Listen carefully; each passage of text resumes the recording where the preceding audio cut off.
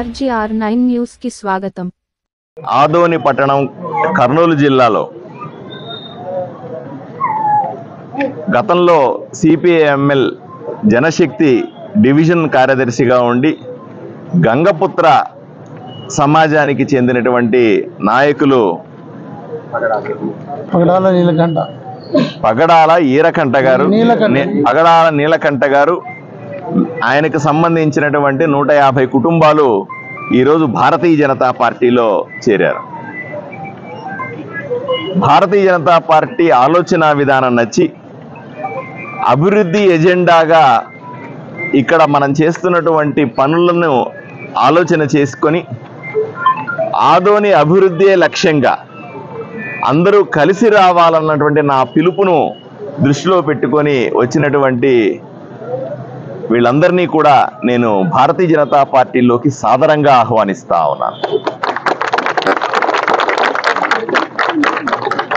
ఈరోజు ఆదోని పట్టణంలో పార్టీలకు అతీతంగా అందరూ కూడా అభివృద్ధి కావాలని ఆలోచన చేస్తూ ఉన్నారు.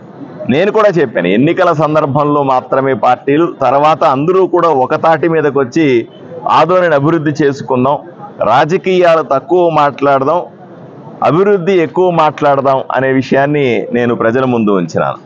అదే సందర్భంలో వివిధ సామాజిక వర్గానికి, వివిధ కులాల వాళ్ళు, వివిధ మతాల వాళ్ళు, అలాగే చదువుకున్న వాళ్ళు, మరీ ముఖ్యంగా మహిళలు అలా రాజకీయాల్లోకి రావాలని నేను ఆహ్వానిస్తా ఉన్నాను.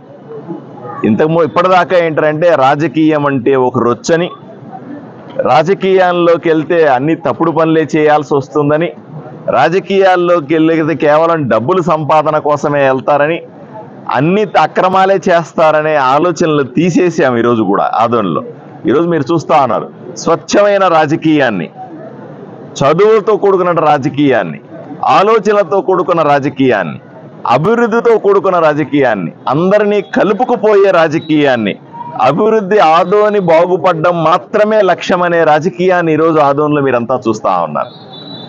నా పిలుపును గౌరవించి ఎంతోమంది భారతీయ జనతా పార్టీలోకి వస్తూ ఉన్నారు. వాళ్ళందరినీ కూడా మేము సాదరంగా ఆహ్వానిస్తున్నాం, వాళ్ళని పార్టీలోకి తీసుకుంటా ఉన్నాం.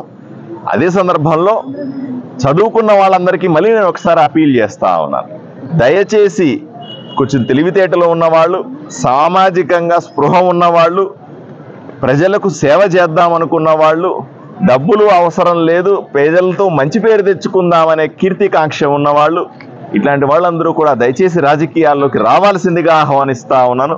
మహిళలు మరీ ముఖ్యంగా చదువుకున్న మహిళలు ఎక్కువ మంది రాజకీయాల్లోకి రావాలని నేను మీ ద్వారా ప్రజల్ని కూడా కోరుకుంటాను. ఊరిని మార్చాలంటే నా ఒక్కడి వల్లే సాధ్యం కాదు, నాకు కూడా 10 చేతులు కావాలి, 10 మంది మనుషులు కావాలి, 10 రకాల ఆలోచనలు కూడా కావాలి. కాబట్టి ప్రతి ఒక్కరిని ఆదోని అభివృద్ధిలో భాగస్వాములు చేసుకోవాలని నా కోరికను మన్నించి అందరూ రాజకీయాల్లోకి రావాలని మీ ద్వారా నేను విన్నవించుకుంటా ఉన్నాను.